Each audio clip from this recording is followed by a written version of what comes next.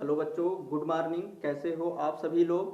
तो उठा लीजिए अपनी ताकत, पेन और कलम को, जुड़ जाइए मेरे साथ। तो आज हम लोग नया चैप्टर स्टार्ट करने वाले हैं जिसका नाम क्या है? गुरुत्वाकर्षण। ये गुरुत्वाकर्षण होता क्या है, सीधे हम टॉपिक की बात करेंगे कि सन 1886 ईस्वी में वैज्ञानिक न्यूटन ने पदार्थों के संबंध में एक निष्कर्ष निकाला था जिसको हम गुरुत्वाकर्षण के नाम से जानते हैं। उस निष्कर्ष में उन्होंने क्या बताया कि पूरे ब्रह्मांड में पदार्थ के जो प्रत्येक कण होते हैं वह एक दूसरे को क्या करते हैं? आकर्षित करते हैं। उन्होंने क्या स्थापित किया था, क्या निष्कर्ष निकाला था कि पूरे ब्रह्मांड में ऐसा नहीं कि अगर हम इस वस्तु को अगर ऊपर की तरफ फेंक रहे हैं तो यही नीचे गिर रही है, केवल पृथ्वी ही इसको आकर्षित कर रही है और अदर मेटल इसको आकर्षित नहीं कर रहे हैं, ऐसा नहीं है। उन्होंने ये स्थापित किया था कि टोटल जितने भी ब्रह्मांड में पदार्थ हैं, पदार्थ के प्रत्येक कण एक दूसरे को क्या करते हैं? अपनी ओर आकर्षित करते हैं। और इस आकर्षण बल को, ये जो सर्वव्यापी आकर्षण बल कार्य कर रहा है, तो क्लियर हुआ? यानी उन्होंने ये स्थापित किया था कि पूरे ब्रह्मांड में पदार्थ के प्रत्येक कण एक दूसरे को क्या करते हैं? अपनी ओर आकर्षित करते हैं। अब इस जब आकर्षित करेंगे तो जाहिर सी बात, यानी आकर्षण उसमें कब होगा? जब वो एक दूसरे पर बल लगाएंगे। अब यही जो सर्वव्यापी आकर्षण बल कार्य करता है उसी को हम क्या कहते हैं? गुरुत्वाकर्षण। ये जो पदार्थ हैं, पदार्थ के प्रत्येक कण एक दूसरे को अपनी ओर आकर्षित कर रहे हैं, इस आकर्षित करने के लिए जो बल लगा रहे हैं, इस सर्वव्यापी आकर्षण बल को ही हम क्या कहते हैं? गुरुत्वाकर्षण कहते हैं। ये कोई जरूरी नहीं है कि पृथ्वी ही केवल गुरुत्वाकर्षण लगाती है। सभी कण, सभी जितने पदार्थ हैं, पदार्थ के प्रत्येक कण क्या करते हैं? एक दूसरे को अपनी ओर आकर्षित करते हैं। क्लियर हुआ? तो अब आइए अगली टॉपिक, न्यूटन का गुरुत्वाकर्षण नियम। देखिए, इसमें इन्होंने निष्कर्ष निकाला था और अपने नियम में यह स्थापित किया था कि कोई भी पिंड या कोई भी वस्तु कितना किसी वस्तु पर बल लगाती है या जो बल लगा रही है वह किन कारकों पर निर्भर करती है। वो जो आकर्षण बल लगा रही है, जो गुरुत्वाकर्षण बल कार्य कर रहा है, वो गुरुत्वाकर्षण बल किन कारकों पर निर्भर करता है, यानी उसमें क्या परिवर्तन किया जाए कि आकर्षण बल बढ़ेगा या क्या परिवर्तन किया जाए कि आकर्षण बल घटेगा। तो इन चीजों की जानकारी के लिए उन्होंने अगला टॉपिक दिया, न्यूटन का गुरुत्वाकर्षण नियम। डाल लेंगे क्या? न्यूटन का गुरुत्वाकर्षण नियम।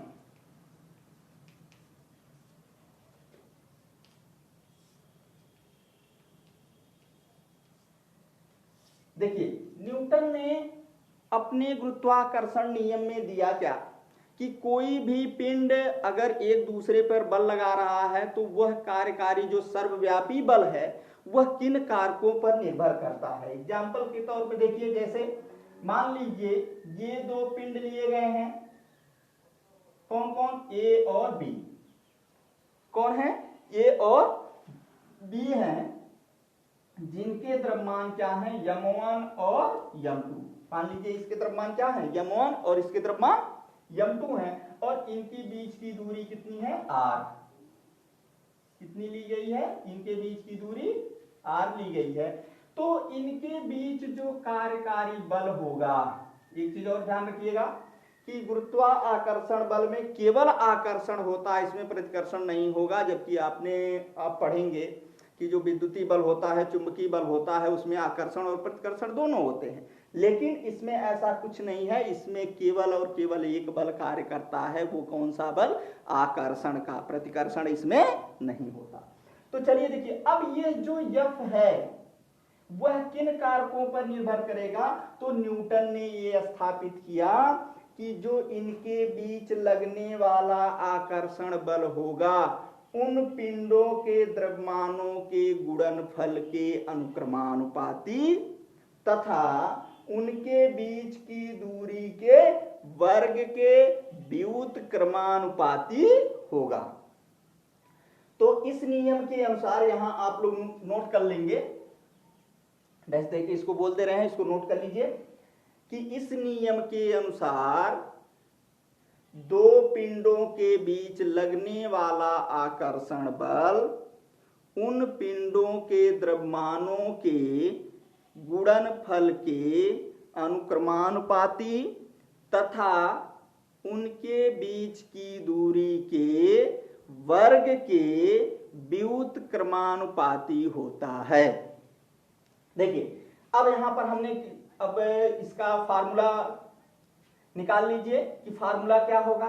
मान लीजिए दो द्रव्यमान कौन है, m1 और m2। क्या माना दो पिंड कौन है, A और B हैं, जिनके द्रव्यमान क्रमशः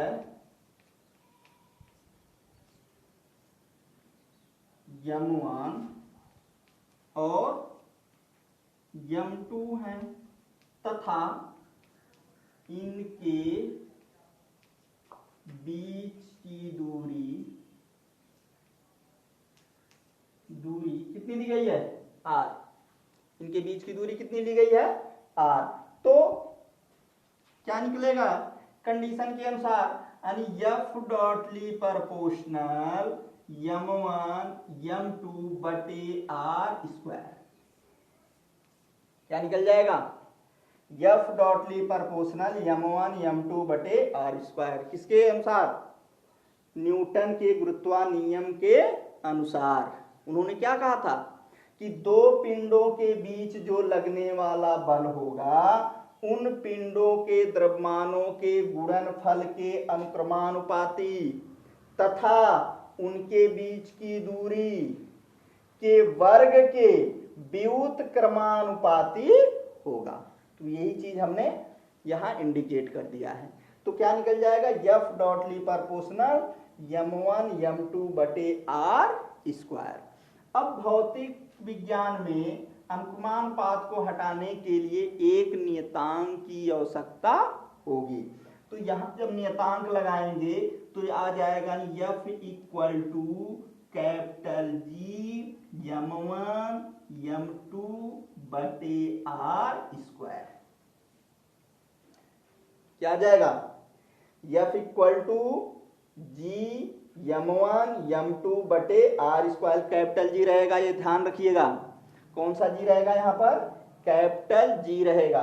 तो F equal to G m1 m2 बटे r स्क्वायर, जहां G होगा क्या कि G जो होगा वो समानुपाती नियतांक है जिसे सर्वात्रिक गुरुत्वाकर्षण नियतांक कहते हैं। तो यहां इसको नोट कर लेंगे कि जहां कैपिटल G एक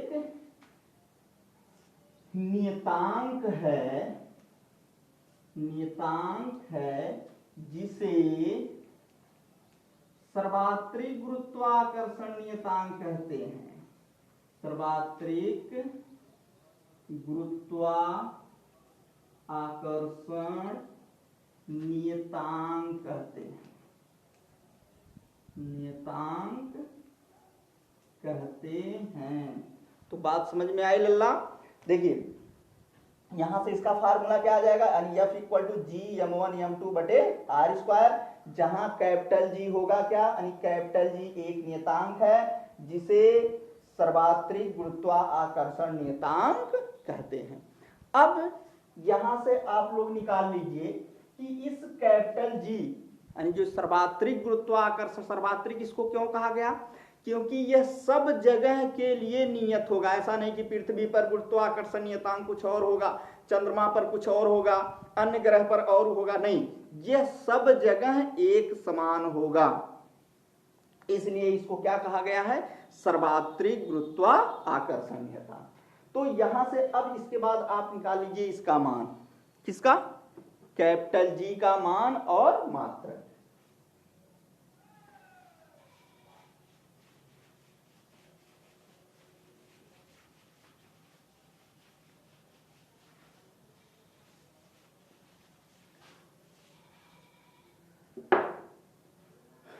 चलिए देखिए, तो यहां से निकाल लेंगे पहले कैपिटल जी का मात्रक, कैपिटल जी का मात्रक। देखिए कैपिटल जी का मात्रक होगा क्या, डायरेक्ट इसको निकाल लीजिए। कैपिटल जी का जो मात्रक हो जाएगा, इसमें यसाई पद्धति में कैपिटल जी का मात्रक होगा newton metre square, newton metre square प्रति किलोग्राम स्क्वायर। क्या हो जाएगा, तो ये मात्रक इसको ध्यान रखिएगा, इसमें यसाई पद्धति में जो होगा वो कैपिटल जी का मात्रक क्या हो जाएगा, न्यूटन मीटर स्क्वायर प्रति किलोग्राम स्क्वायर। ये क्या होता है, कैपिटल जी का मात्रक होता है।